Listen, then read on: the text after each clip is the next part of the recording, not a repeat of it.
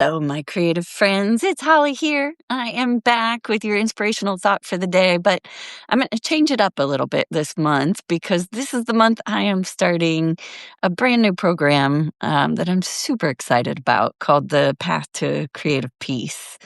And it just occurred to me that what we're doing in the first month, especially in the prep to get ready for this program, is something that everyone can benefit from. The rest of the year, things start to get a little more personal, but this is stuff that I can absolutely share out into the world for free for any of you that need to, kickstart your relationship again with your creative self. Like, creative peace can mean a billion things to a billion people. Um, but what I have learned is it's important. And so I'm going to take a moment and I'm actually going to read something I wrote for the folks that are going to be in my creative peace course. So if you want to hear that and hear about my own journey with the creative peace, then stick around. But otherwise, I'll just leave you with a quick thought like I always do. And that is, around this notion that, it was a wise teacher once taught me when it comes to creative piece. She was an acting teacher, Yvonne Suhor, just an extraordinary, that kind of teacher that really gets you. But she always would tell people, there is no such thing as a bad actor. What there is either more free or less free. And I think that applies to all the creative mediums. You're either more free to express creatively or not free, and it affects whatever you pour yourself into, whatever medium. So that's going to be my goal this year with the Path to Creative Peace is to make people, more free in their creative expression. So I can leave you with that inspirational thought for the day, or you can stick around right now. I'm going to, if you don't mind, read you the letter that I wrote for the folks that are going to dive into my course, which can be you if you want. It's never too late. But yeah, so I said, as you may know, the reason I created this course is because I know the pain of not having creative peace.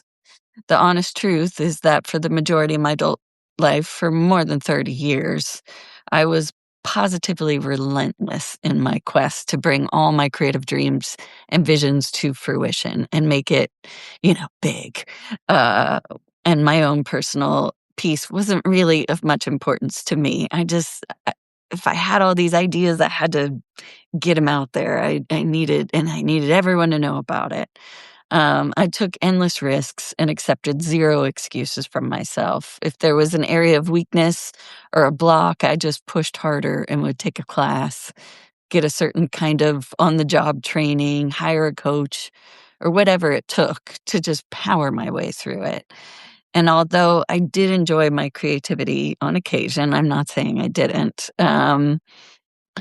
You know, like, of course, when it was flowing or for those brief moments when I reached some kinda completion or an award or something like that, um, then I was happy. Um, but if I'm honest, most of the time, and therefore most of my life, because that's your time, I was in a state of restlessness and frustration about where I wasn't yet. I was constantly telling myself that if I could just get myself to this place where I was seen enough, and paid enough for my storytelling, a place where writing and creating was my only job, a place where I had all the time in the world to do it, then I would find this elusive state of creative peace I had always been searching for. Of course, the joke of it, I can now see is that I was chasing something I was never going to be able to catch.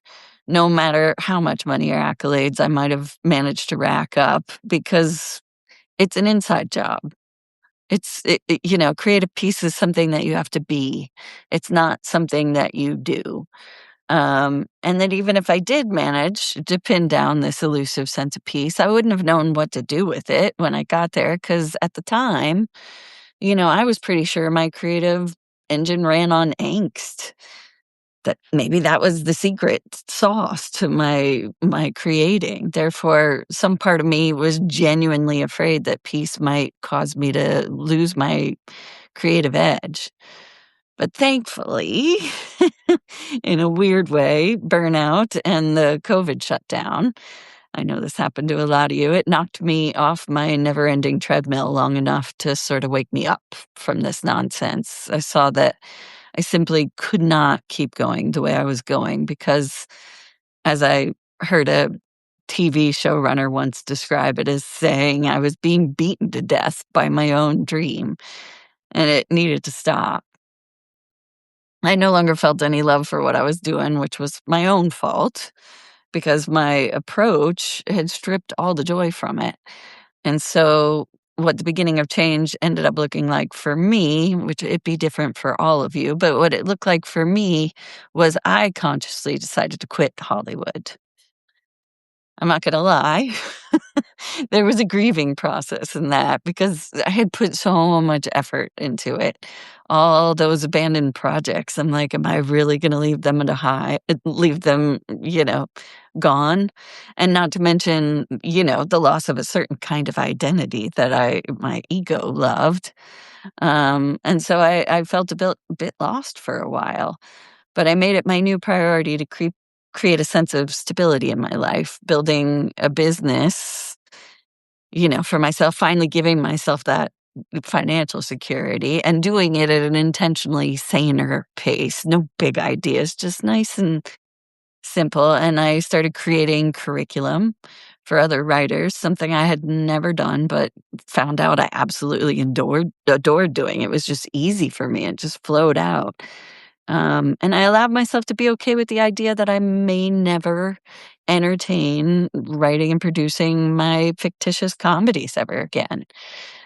And after, it might not take some of you this long, but after 6 years, it was all of 6 years of this brand of actively detangling and deconditioning myself from the never ending spin cycle that I had put myself on after giving myself full permission to pull away from all those outside expectations too, after years of reminding myself over and over again that I was enough right now as I am, like truly enough, um, because that's how much reminding I need. I had to put Post-it notes up.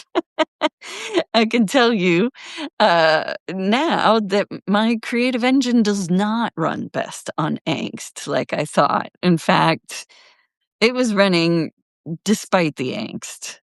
But man, it runs really, really well now on the high powered fuel of this creative piece. I'm now in a place where truly 90% of the time I find my joy inside the daily process itself. Like, just the brand of success that I now pursue is this ever increasing ability to allow the creative to come through me and to see where it leads, unimpeded, without trying to control so much. Basically, now my goal is just to see how free I could get, like that quote I talked about earlier. And of course, ironically or not so, it's bearing more creative fruit. At first, it was hard to get there. Um, in those early stages of the 6 years because, the engine was still so gunked up and traumatized, and there was an internal resistance that had been there all along. It was all still there. It didn't go away overnight. That internal judge that incessantly was always telling me to hurry up. Like, "You better prove yourself. You don't have time for this. You can't sink in. You can't let yourself really explore," or even the thoughts of, "'Cause who are you kidding? You can't be taking this much time. It needs to either make money or prove yourself." And all of that was still there, but my relationship to that voice, that's what changed. I just wasn't buying into all the nonsense in my head anymore. And so the less I bought into it, the more it just quieted down. And the more it quieted down, the more I could hear the true creative voice, the one that's capable of flow because you're not choking it off all the time with all this negative nonsense. And so the more I could hear that, boom, that's when the creativity exploded.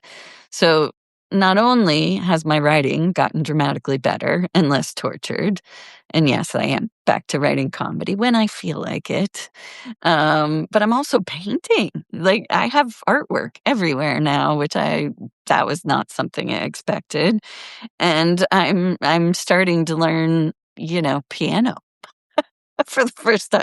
I'm 56, but I'm a new piano student for myself, and I'm loving it. And most importantly of all of it is that I am enjoying all of it. And even when I'm stuck, even in the unfinishedness, which I could not stand. When I had an idea, I need to finish it. And now I'm okay with, which is good news because it takes a long time to write novels or things like that. You have to be okay with the unfinishedness. I'm also making more money than I ever did before. And my community has expanded because I can be present to them and their value. Networking's not just an in order to kind of thing. And while I do still feel that creative pressure build up from time to time on any of the creative projects that I'm working on, it doesn't drive me crazy and make me want to hurry up and finish just to finish anymore. And, an additional unexpected side effect is that I'm able to handle the chaos of this world better as well. I still rail against its injustices. It's just, that's always going to be. This is the type of human I am. But given that I'm so filled up on the inside, and feeling more solid and rooted, it feels easier to see what is really mine to do about it all and not let the frustration of the whole world deplete me or throw me off track or cause me to spin my wheels in useless directions. So yeah, in a word, I do. I feel rooted, as is the best way I can explain. Like I have the handrail, so the world can go nuts, and projects can be unfinished yet, and all that stuff. And I'm calmer. And so, for all of those reasons, I've come to believe creative peace is essential for all creatives. And by the way, I think everyone is creative. Creative is an approach. It's the engine that fuels you. It's the connection to your heart that then, the ability to tap into that and then bring whatever out into the world. Um, so that's why I'm teaching this course, and it's going to be literally for everybody. Some of you might be showing up here like I was as burnt out professionals, realizing you need to find a really new relationship with your creativity stat, or it's going to be a problem. Maybe you've been creating for too long in the service of others, and it's time to hear and reconnect with your own unique voice. Like you've forgotten who you are creatively. Or maybe you never even gave yourself the full permission to go as deep as you could, and you realize it's time. You must. Or for some of you, it's the opposite side of the pendulum. Maybe you've never even allowed yourself to call yourself a creative ever. Like, oh, how dare you call yourself that? And so you come to us with a lifetime habit of pushing your creative instincts down, a lifetime of bending to societal pressures and needs, as well as outer and inner critics. And it has cut you off from your own creative voice, your personal life force. And so you're starting to realize that that's unacceptable. It's past time to do you. So whether you're at that spectrum, which end, it doesn't really matter because the solution for it's all the same. And it starts with a decision to just constantly, not constantly, I'm reading this wrong, to consciously pull yourself off whatever brand of hamster wheel that you've put yourself on, and a willingness to embark on one of the most important conversations you're ever going to have. And that is a year-long healing conversation with your creative self. Um, and so it really doesn't matter if you're in my program or not. I decided I'm going to start sharing with you guys this month what you can do if you've heard yourself in that. You don't have to be in my program. You just have to start saying to yourself, yeah, I need this. I need to get back to me and my creative and stop listening to what, the outside world tells me, and stop listening to those creative voices, because it's choking the life out of my creativity. And also it's for those of you that are like, "I'm too busy for this." Um, that is your sign that that is exactly when you need to do it, because the only way you're gonna get out of too busy, the only way you're gonna get out of this endless grind is to give yourself permission to just go at least for you to be like, "Shut up, Holly," but I'm saying at least for, like, 10 minutes of your day, maybe in the morning, just to collect yourself and get in touch with your creative self and listen. It will make all the difference, I swear to you it will. So, so that's my long diatribe for, this morning about why creative peace is so important, and why I hope you'll decide for yourself that you're gonna pursue it this year, whether you're with me or you're just listening in.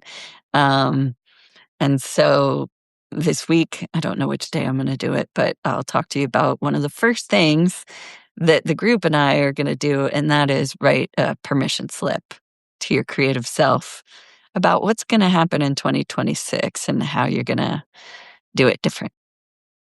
So that is the thought for the day, and I will see you tomorrow.